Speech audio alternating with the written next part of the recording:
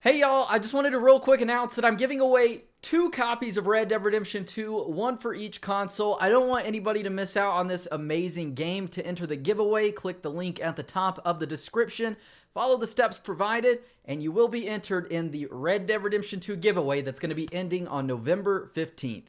Welcome back to part 3 of my Red Dead Redemption 2 Easter egg guide. Today we have 18 more Easter eggs hidden within the confines of Red Dead Redemption 2. And if you happen to miss out on part 1 or part 2, you can find the links to those in the description down below, alongside timestamps for each Easter egg featured in this video. It makes it a little easier for you if you're looking for a specific Easter egg while watching this video. And as always, what I've done is divided each Easter egg up by which state that they are in. That way it makes it easier for you guys to check them all out if you want to explore every Easter egg that I feature in this video. And also, if you do enjoy or find something new about the game that you didn't know from this video, hopefully I can earn your thumbs up and your subscription.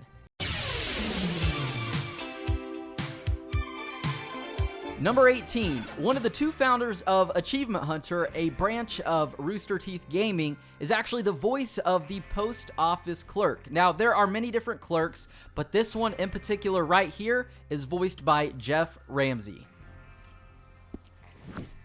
Happy to help you start over. Why don't you just do your job? Of course, sir. Sorry. It's just a polite request is all. Number 17, Achievement Hunter founder number 2, Jack Patillo. He is the voice of the hotel owner in Valentine. Doctor, I'd have gone across the street. Of course. I didn't mean anything by it. So how can I help you today?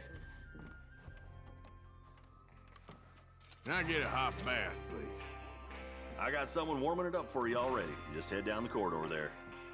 Number 16, in the middle of the night in Valentine, we could come across a house where there are some Peeping Toms, and, well, we can become a Peeping Tom ourselves and take a look through a window at a drunk couple attempting to get it on. Forewarning that you will lose 2 honor points if you watch this random scene. I am gloriously fuddled now. I feel so light and heavy at the same time. Have I told you what an amazing woman you are? Oh, But stop. you are. Let us be free and wild and bad, my dear. Let me take you to the clouds. Number 15, at the saloon in Valentine, if you go to the barber, occasionally you will hear a random piece of dialogue from either the barber or a passerby about a mysterious green jaded mask and how it's all nonsense and a bunch of rumors. This is a reference to the green mask from Red Dead Redemption Undead Nightmare that's responsible for everybody turning into zombies. Number 14, in LEMOYNE, we can actually find a ghost train in the middle of the night. This is a train that is very transparent and you can go right through it, but when in the middle of this train, your horse starts acting very, very funny, and then after just a few seconds, the train will disappear. Yeah.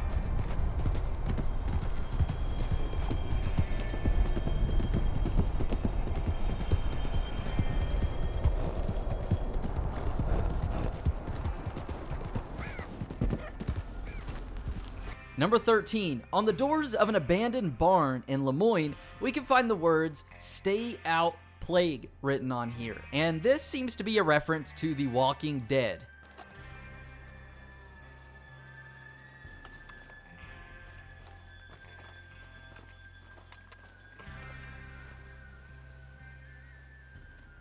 Number 12, in the swampy region of LEMOYNE, we can come across at 2 a.m. on a foggy night the ghost of a woman who is crying, and we find out that she has killed herself after her lover left her for another woman, and as a result, she took her own life. She leads us on a little chase through the swamps and ultimately to the location where she took her own life. She never loved you. She never did.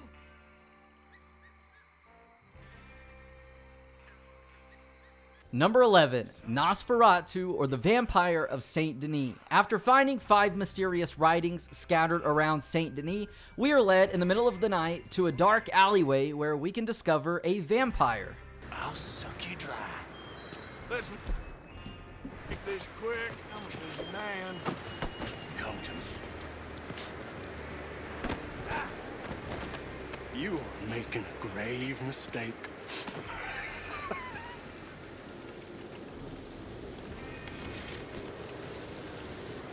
You think you can restrain me?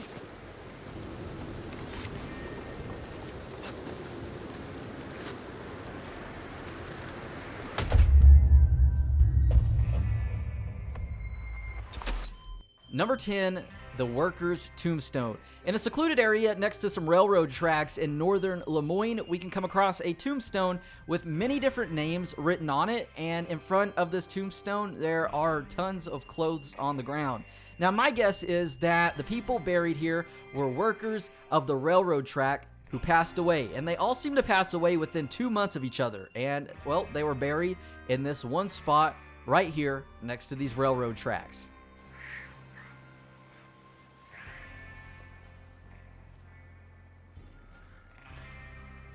Number 9, in the westernmost point of West Elizabeth, we can actually come across an obelisk, way out by its lonesome in the middle of nowhere.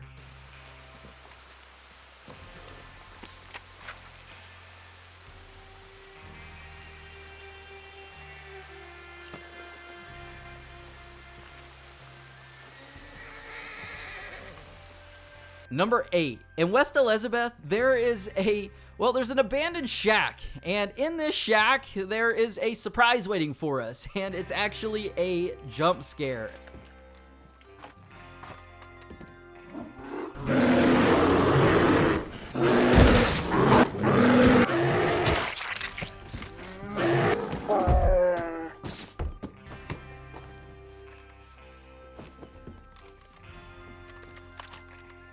Number 7, in Amberino, we can find a face being carved into a mountain. Now, this is a really, really cool thing to find in the game. Also, it's kind of an interesting location. We find, presumably, the man carving this face into the mountain, hanging by the scaffolding, and there's also a chest full of some very nice things, and even a recipe for a health herb.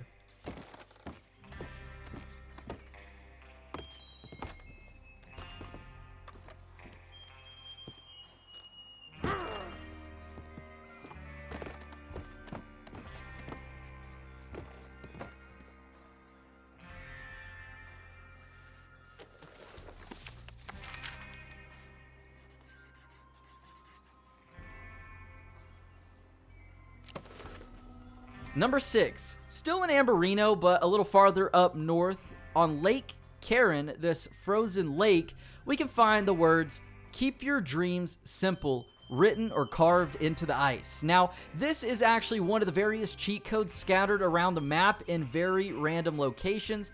This cheat code actually spawns in a wagon.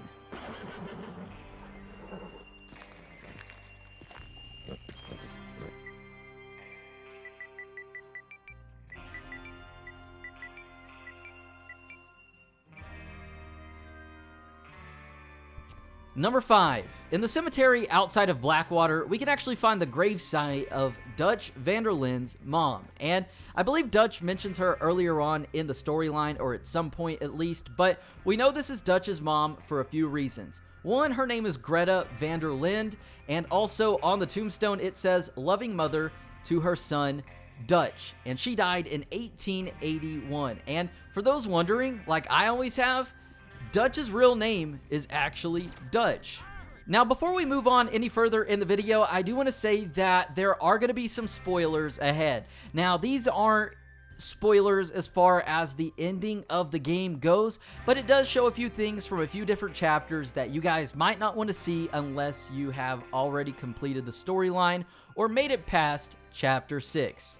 Number 4, a reference to a character from Grand Theft Auto 4. In Chapter 6, Dutch can be heard asking what his name is, and he makes up a fake name of Aiden O Malley. And Aiden O Malley is actually a man from GTA 4 that we help escape from prison, and then execute on a cliff. What's your name? Aiden O Malley. Is that so? What are you doing, Mr. O'Malley? Number 3. I originally featured this in episode number 2, but I had to remove it because there was not a spoiler warning for it. But in the town of Armadillo, in Herbert Moon's store, behind him, we can actually see a picture of the strange man from Red Dead Redemption 1. And what's interesting about this is not the picture, but John's dialogue. Who's that? I don't know. It's just a little portrait somebody gave me once. I always quite liked it. Why? No reason. Just seemed familiar. Anyway.